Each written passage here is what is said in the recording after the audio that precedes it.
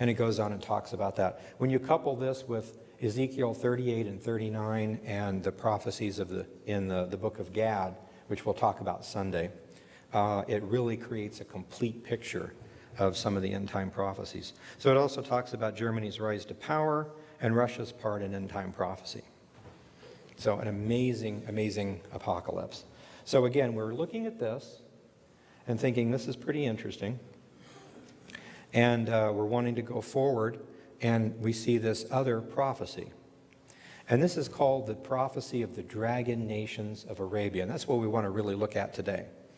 So this is a scroll that's 200 AD. It has a prophecy predicting the rise of Roman Catholicism, the fall of the Roman Empire in different pieces with the Caesars in different times, and was exactly correct. Then it talks about these dragon nations. Now, Hippolytus actually said, paraphrased this particular prophecy. That's why I didn't catch it the first time. And he calls these dragon nations the senseless desert nations that arise before the 10 nations arise. So I thought that was pretty interesting. He had a really good understanding of this prophecy. So who are these dragon nations? The sections are in this, the dragon nations form, and it tells you who they are. Syria is attacked, and then Russia invades. And of course, we know Russia from the previous prophecy. So we'll look at this. So let's read this. This is in chapters 15 and 16 of this. And I thought this was really, it says, behold, starting in 15:28, behold, a horrible vision that appears in the east, from where the dragon nations of Arabia will come with many chariots, and a multitude of them will be carried as the wind upon the earth, so very swiftly. All who hear of them will fear and tremble. Also, the Carmanians, which I went and researched, is actually a small ethnic group in Iran, so we're talking about Iranians. So Iranians, raging wrathful, will attack as wild woodland boars, and with great power will come and join this battle with the dragon nations. So I'll stop there for a minute because this is pretty interesting. They're called the dragon nations of Arabia. And if you think about it, we're talking about not just Saudi Arabia, but Arab nations. Okay? So there's a collection of Arab nations in the end times that form together either for political purposes or religious purposes or something. They kind of come together. And apparently it's religious. So what religion are most Arabs? Muslim. Okay. So we're going to see Islam in here many, many times. So this is interesting to me, though, because if you're talking about an Arab religion among Arabs, you're talking about Islam, just Arabs. Now, later on in this prophecy, the Asia Minor, Turkey is mentioned. So Turkey and Iran are Muslim, but they're not Arabs, right? Ethnically, they're different. So this is interesting to me. He's saying that this war is going to come, and this war is mainly fought by Arabs with an Arab religion, but there's these two other major powers in this area that are not Arab, but they're of the same religion. Isn't that amazing? So Saudi Arabia, or these nations, and they're also called the dragon nations. Now in the Bible, who's the dragon? Satan, the destroyer. So there's this satanic religion, and we can see this back in Isaiah and several other places. There's prophecies that actually predict Hamas by name in the Old Testament. And then in Isaiah, I think it's 12, somewhere in there, talks about when Israel comes back as a nation, all of her neighbors that surround her will have this one particular religion. That's Islam. And it tells you what God actually thinks of that religion, which is pretty amazing. It says that it amounts to nothing, and even the work of that, the book, which would be the Quran, the work of that religion is null and void. It's useless. Because they can't predict prophecy, and they apparently don't know history, is what Isaiah actually says. So that's pretty amazing. How many Palestinians think, oh, Temple Mount is ours? Where have you been for the last 3,000 years? I'm sorry. But anyway, so these dragon nations then, they're Arabic nations, they're Muslim nations. Their heart is destruction. Hippolytus calls them the senseless desert nations. It's one thing to think, you got something I want, I'm going to by force take it. That's what all wars are about. I want your oil, I want your gold, or whatever. I'm probably not going to kill you. I'd probably enslave you to get my gold for me. It's all about what I want, you know. When you get somebody that says, I just want everybody dead, that's just strange. That's not a normal war, because nobody wins with that. I don't get anything. Everything's gone. So this is interesting. So the Arabic dragon nations, along with Iran and Turkey, have this war. So to go on, it says Iran comes and joins in battle with the dragon nations, and they lay waste a portion of the land of Assyria. Now, the great Assyrian Empire covered a lot, but the main central point there is Syria. So we're talking about Syria. So this is really interesting.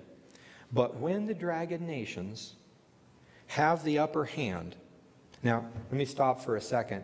I don't know who, because we don't know for sure who put ISIS together, but somebody allowed them to form and put them together. And so ISIS is this group that is attacking Syria. That's what started the whole thing, right? So, okay, so when the dragon nations have the upper hand, they will remember their true nature, and they will turn on themselves, conspiring together with great power to persecute each other. And when these who will be bled dry will keep silent while under their power until they can flee. And from the land of the Assyrians they will this enemy besiege them and consume some of them. And all will fear their host, and there will be strife among their kings. Now, what happened, if you think about it? ISIS was a group that came in specifically from the east, as the prophecy says, out of an area which is kind of a no man's land, because apparently another war had happened and kind of made a no man's land. That was us, remember? Iraq war. So there's this great opening where everything could form. ISIS forms or comes in from the east to attack Syria. And then all of a sudden, the leaders of ISIS, remember what they did? It's like, yeah, we're going to kill you too. Yeah, we're going to kill you too. As a matter of fact, the royal people of Arabia, the Saudi Arabians, they need killed. The Jordanians, they need killed. We're going to get down in there and we're going to destroy Mecca. Because it's actually pagan, not, So they're kind of like going crazy here. They want to kill everybody. At least that's what's being reported on TV. So it's pretty interesting. So we have an army to come in and attack, but the army just kind of goes nuts and tries to start killing everyone. So it says that that's what happens. And then because of that, clouds from the east and from the north come to the south. They are very horrible to look upon, full of wrath and storm. So you might have a big army or a small army, depending on how large your nation is. You get multiple nations or maybe a superpower, and the army is like a cloud. So these are not like little armies, but huge coming in from the east and the north. Now, from that area, what's far north? Superpower far north? Russia. And if you go far north and then go east, be China. And is China and Russia involved in this? Yeah. Okay, pretty interesting. Well, it goes on and gets a little more interesting.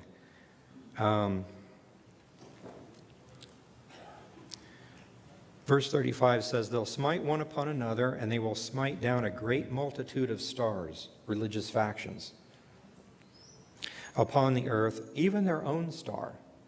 So somehow ISIS gets destroyed. Blood will be from the sword to the belly. Remember in the book of Revelation, it's to the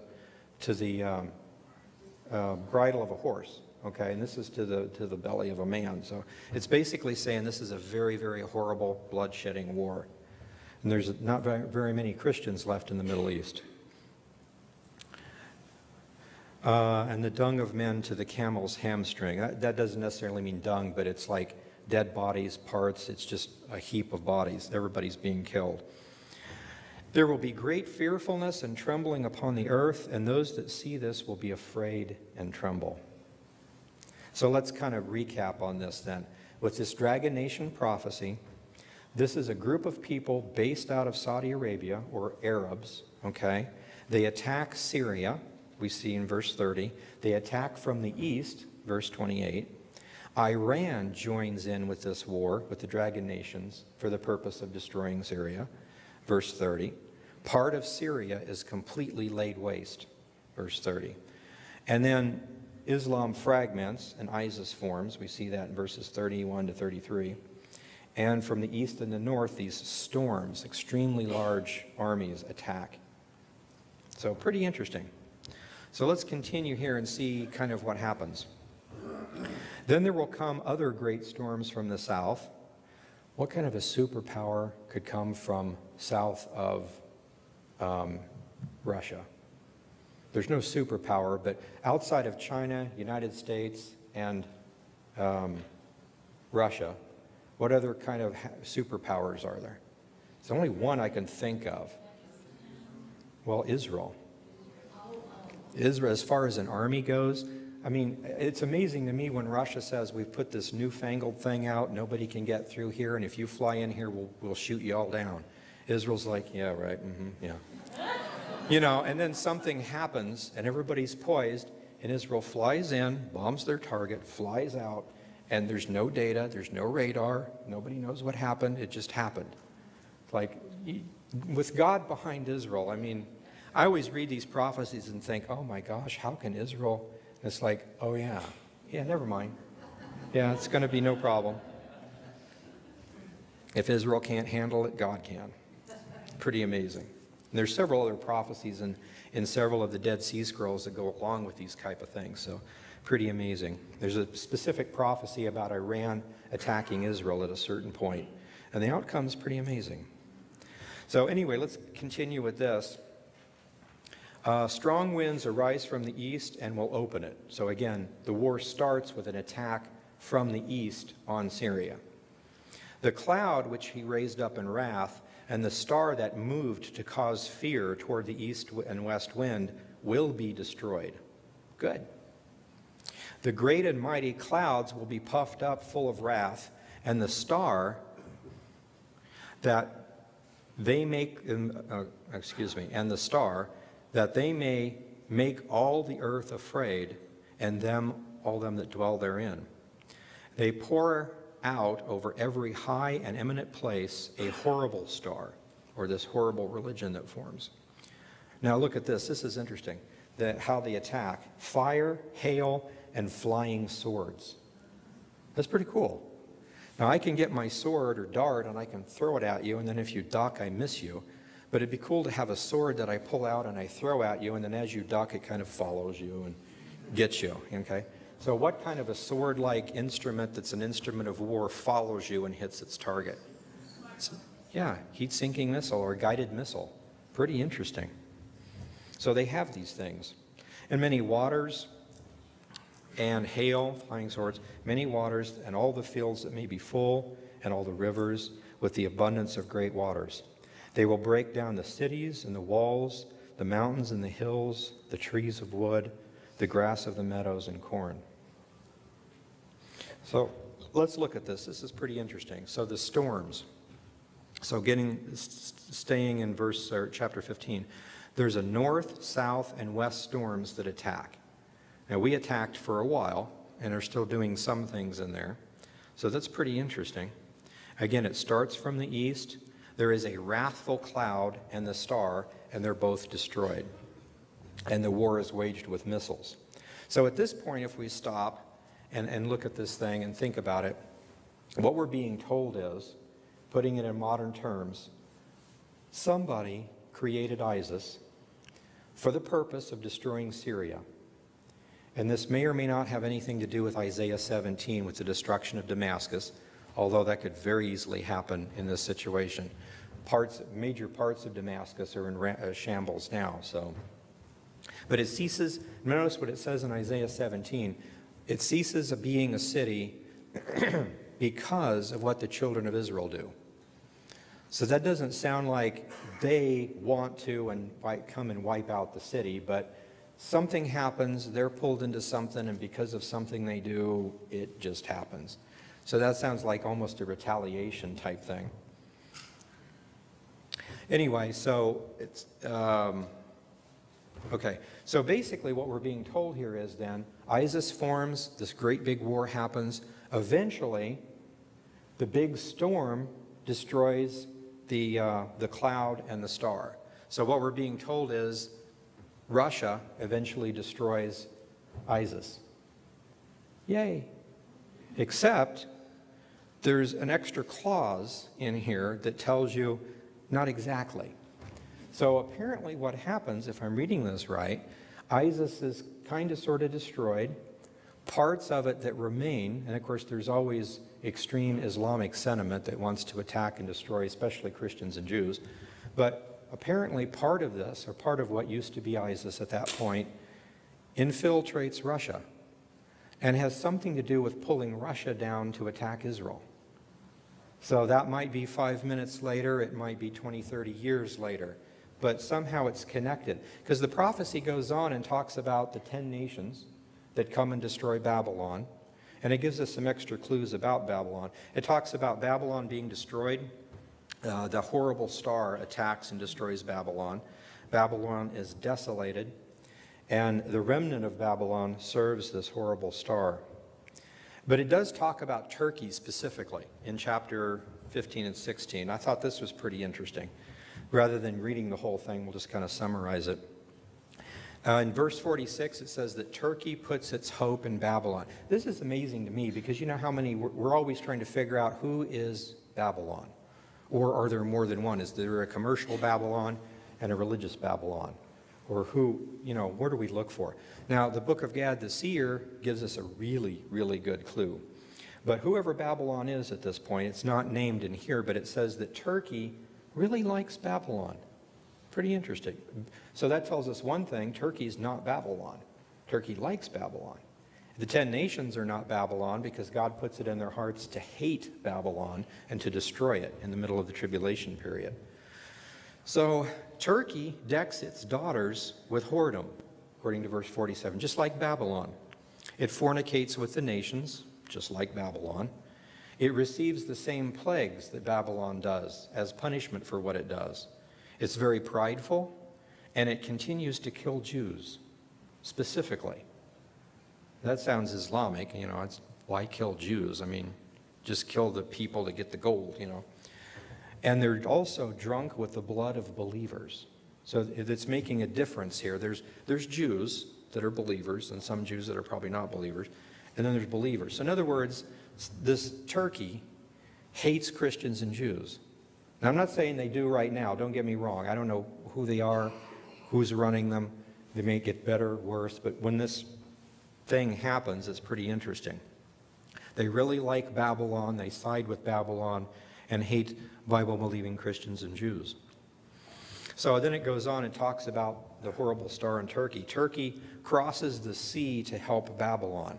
That's interesting, because if you could cross into the Mediterranean Sea somewhere that direction, you could cross the Tigris or the Euphrates.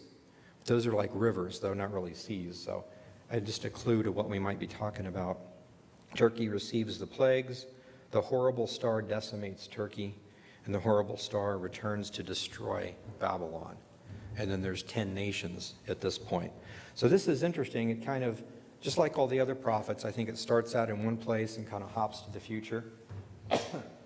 When Jesus read Isaiah 61, he read to the middle of a sentence and stopped, because all this was about the first coming, and this was about the second coming. So sometimes when you're reading the prophets, you're hopping back and forth, or what's going on maybe happens multiple times. But so this is really fascinating. So we have a book that is an ancient book. It's at least 200 AD. The Anglicans thought it was important enough to put in the King James 1611 because it shows how everything falls apart. Now remember, that's 1611, so that's after the fall of Rome and Byzantine, but not after the fall of the Roman Empire, or the Holy Roman Empire. So it's interesting, it was put in there, and then everything was fulfilled perfectly, even to down to the number of people. And then we have sometime in the future, then, there's these dragon nations, these Islamic nations that attack Syria. And we've actually been able to see that in our lifetime. Isn't that amazing? So this doesn't tell us that the rapture is going to be tomorrow. It doesn't tell us necessarily it's going to be 10, 20, 30 years down the road either. But we're in that era. We've seen Israel come back. We've seen over 50 prophecies fulfilled with Israel. We've seen the story about the dragon nations. We've seen history records the fall of the Roman Empire. It's really, really interesting. So I just want to end by saying we have the modern English translation of Ezra, the Apocalypse of Ezra, also called Second Ezra and the King James, that talks about these things. And then Sunday we'll be talking about a book called the Book of Gad the Seer. And what's interesting is I'm always trying to find Dead Sea Scrolls or other things, especially if they're mentioned specifically in the Bible. And there's about 30 or some books in the Old Testament that are mentioned that if you can find them, you should read them. Now, I'm not trying to put anything in the canon, but when the canon says, by the way, you should read this, I think we probably should take time to read that, if we can find it. And there were 5 prophets of old, according to the Old Testament, Gad, Iddo, Nathan, Shemaiah, and Ahijah, that wrote prophecy books. Gad, for instance, is talked about in 1 Chronicles 29:29, specifically his book. And apparently, the history is a group of Jews understood the prophecies, believed in Hashem, realized that the 10 tribes were causing problems and were going to be judged, and they were already being exiled. So they leave to escape exile. Might as well. If you're a believer and you know Damascus is about to be destroyed, move out of Iran or out of Syria, you know. So they left. So they don't even have a complete Old Testament like we do. But they did have what's called the Lost Five. And so these are, and Gad the Seer has been out a little bit in Hebrew, and I finally managed to get a hold of it and do a modern English translation. So it has some fantastic prophecy in it, and we'll discuss that Sunday morning. But those are 2 of the new things that I wanted to bring to you. And we'll go ahead and close, and we'll be out at the book table if you have any other questions. So praise the Lord. I think the Lord is coming soon, don't you? Thank you.